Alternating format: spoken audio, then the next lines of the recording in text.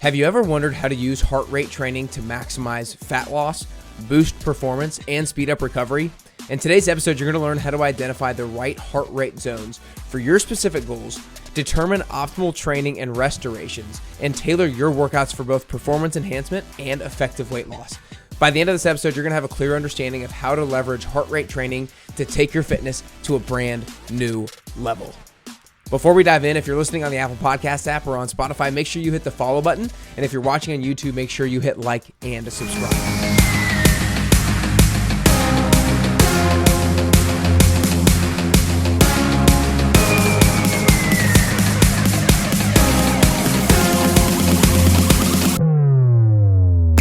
All right, you guys, I'm really excited to dive into mastering heart rate training. And a lot of the information that I'm going to be sharing today is going to be notes that I took and information and knowledge that I gained from my interview that I did back with Debbie Potts. And we'll have that interview linked up down below in the show notes, but it was also just a few weeks ago, so you can check that out. But it was such an informative episode, and she's been a long time running coach and marathon runner herself and endurance athlete, so she knows all about heart rate training and how to ensure that you're getting the most out of your cardiovascular training and workouts, both from the standpoint of performance and fat loss. So we're going to be kind of talking about 5 different points today.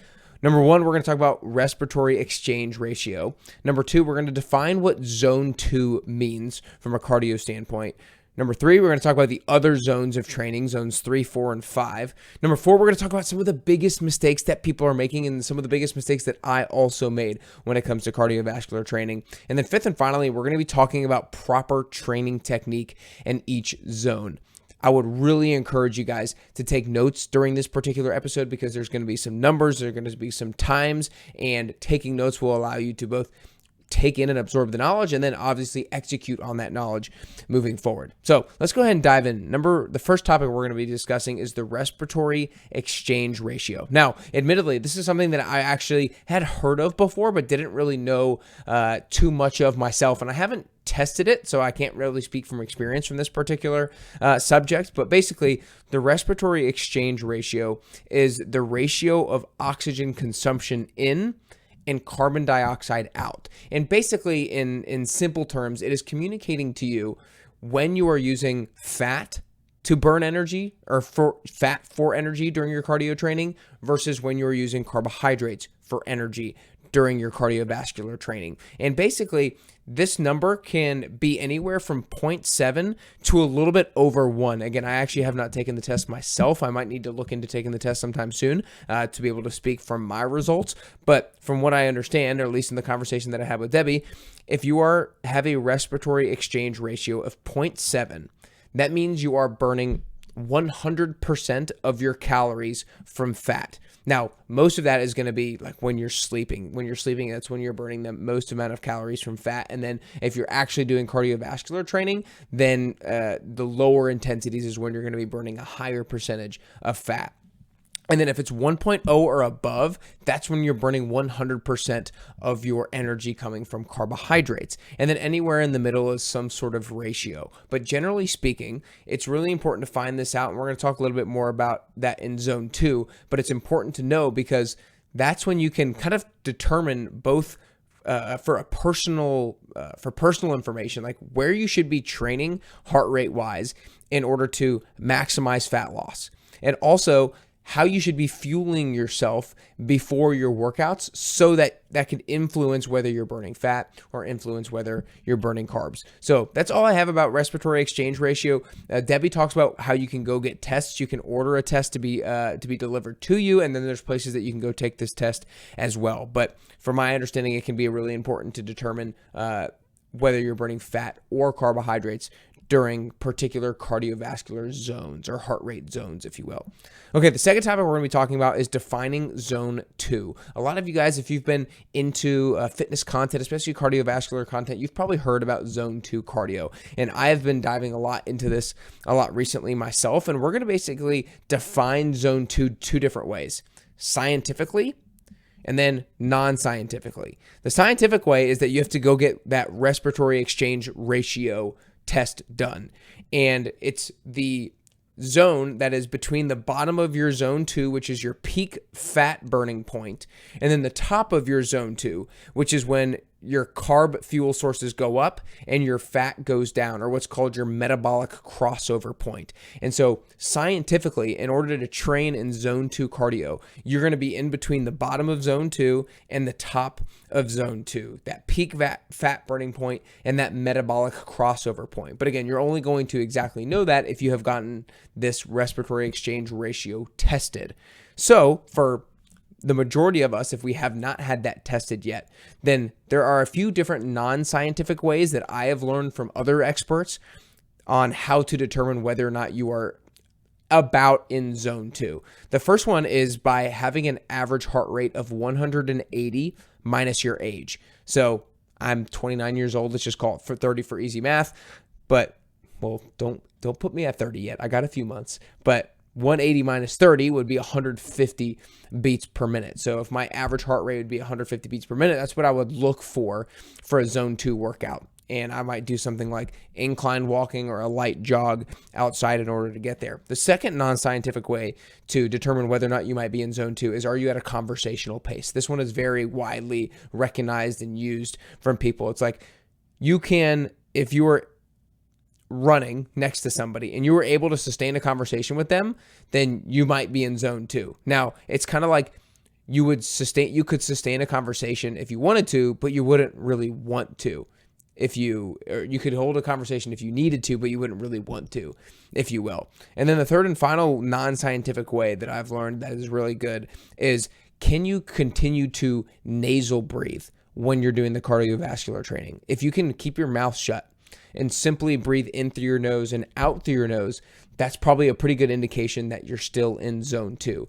When you have to start breathing either in or out, hopefully not in through your mouth, but out through your mouth, that's when you're probably at north of zone 2 when it comes to your heart rate. So scientifically, between the bottom of zone 2, which is your peak fat burning point, and the top of zone 2, which is that metabolic crossover point, and then non-scientifically 180 minus your age, conversational pace or nose breathing, nasal breathing can be ways that to determine whether or not we're in zone 2. Okay, the third thing we're going to talk about today is the other zones. So zone 3 is going to be more like your tempo work. And when you're doing some of that stuff, that's not a sprint. That's not like a jog. It's going to be somewhere obviously in between that. It's going to be more tempo work. And some lactate is going to get reproduced and some gets used as a fuel source when you're spending time in that zone too. So think a little bit longer intervals in that. Now, zone 4 is going to be your 1 to 4 minute intervals. So it's going to be, I'm booking it pretty good, but I'm not quite sprinting. I'm 1 to 4 minutes. But if I'm doing 4 minutes, I am pretty darn gassed by the end of this thing. So zone 3, to go back to zone 3, that might be more like a 5 to 10 minute type interval, if you will, or type pace, if you will. And then zone 5, those are going to be your sprints, your 10 to 45 second sprint intervals. That's how you want to think about kind of the, I guess, 4 different heart rate zones. I mean, you can say zone 1. Zone 1 is just maybe walking or recovery type mode. Zone 2, we've already discussed. Zone 3 is that tempo work, 5 to 10 minute intervals. Zone 4 is going to be your 1 to 4 minute intervals. And zone 5 is going to be your 10 to 45 second intervals. Now, to kind of preface part 4, the biggest mistakes, when you do one of these tests, I've actually called it the respiratory exchange ratio test. It's not actually called the test. The test is called your PNOE test. That's where you will learn your respiratory exchange ratio. But that's when you can really actually determine what your limiting factor is, meaning where have you spent the most time of your cardio training, what zone have you spent the most time training in, and which zones have you spent the least time training in. And really, where you're going to get the most bang for your buck is addressing your weak point. If you've always trained in zone 3 or zone 4, you're going to get a lot of bang from your buck by training in zone 2 and zone 5. So that transitions us to point number 4 today, the biggest mistake when it comes to cardiovascular training. And Debbie Potts called this the black hole, and it's probably called that by a number of people, but the black hole is by people too often staying in zone 3 and probably also in zone 4, because this is kind of one of those things where I know when I was growing up and always doing conditioning, I always just thought the more tired I was, the more I was going to get out of it. The harder I go for the longer amount of time, the more I'm going to get out of it. And I really think that that's a misnomer and how people make so many mistakes from our cardiovascular training, and they plateau from their results and they end up getting injured. So you don't want to fall in this black hole of always being in zone 3 and always being in zone 4. You want to spend time in zone 2 where you're burning fat and you're also producing and creating more mitochondria. And then also spending time in that peak zone of zone 5 or maybe the top of zone 4. That's when you're allowing your mitochondria to have more capacity and making your mitochondria stronger. So you can think about zone 2 as having more mitochondria and new mitochondria, and zone 5 as making that mitochondria stronger. And mitochondria are the powerhouse of the cell, the things that provides energy to your cell, into your muscles, and into your body. And so it's really important to make sure that we have plentiful and strong mitochondria. So don't make the mistake of just training in zone 3 and zone 4 all the time. And this kind of looks like basically gassing yourself out for a long period of time and not taking very much rest. And so that takes us into the fifth and final thing that we're going to be talking about today is proper training technique in each zone. So this is where I'm going to give you some pure numbers around your work to rest ratios, how long your work intervals should be, and how long your resting intervals should be. So we're going to actually work in reverse order. We're going to start at the peak. We're going to start at zone 5 intervals. Remember, this is your kind of like 10 to maximum 45 seconds, but I would really think about it more like 10 to 30 seconds of work. So that would be your working duration, about 10 to 30 seconds. Your resting duration would be anywhere from 20 to 60 seconds because you want about a 1 to 2 work to rest ratio. You want to be resting for twice as long as you are working. And that is one thing that oftentimes people do not do. They don't rest long enough because they think I need to work as hard as I possibly can. I need my heart rate to be as high as I possibly can for as long as I possibly can. But it's like, no. If you're actually looking to sprint, you have to take recovery. I mean, we're recently coming off the Olympics, and if you watched that 100-meter sprint, those guys run that in less than 10 seconds. And that's about as long as you can be at top speed. And so that's about as long as us as humans can be at top speed, is like 10 seconds. So that's why these sprinting intervals are 10, 20, maybe 30 seconds, and then we need twice as long to recover. And then one little caveat to this point that I actually did not know of that Debbie Potts made me realize is that the rest is how much, that like 1 to 2 work to rest ratio, that rest is how much time you actually want to spend in zone 1. So basically, if you're sprinting for, let's say, 20 seconds, it might take another 20, 30, 45 seconds for your heart rate to come back down to zone 1. That 20 to 30 seconds for it to come down to zone 1 does not count as your rest. That counts as just like, that's just how long it takes to get down to zone 1. And then you need to spend an additional 30 to 40 seconds actually resting. So again, let's try to make this easy from a numbers standpoint. If I'm sprinting for 20 seconds, that's my work duration, 20 seconds. Then let's say it takes me 20 seconds while I'm walking for my heart rate to come down to zone 1. But then I need to rest. I need to walk for 40 more seconds in order to actually get my recovery before going into my next sprinting interval, if you will. So 20 seconds on the front end, 40 seconds on the rest end, and then however much transition time it takes for your heart rate to come back down in the middle. I hope that made sense. Zone number 4, these are your medium intervals. Your working duration might be anywhere from 30 to 90 seconds, and your work to rest ratio is easy. It's a 1-to-1 work to rest ratio. So when you're training in zone 4, work for about 30 to 90 seconds, rest for about 30 to 90 seconds. Then when it comes to zone 3 or maybe bottom of zone 4, you're going to be looking for 2-to-1 work to rest ratios. So you might be working for 5 minutes and then resting for 2.5 minutes. And then when it comes to zone 2, there's not necessarily a work to rest ratio. You want to be doing at least 30, 45 to 60 minutes of zone 2 cardio in order to really maximize the benefits of zone 2 training, if you will. Wow, guys.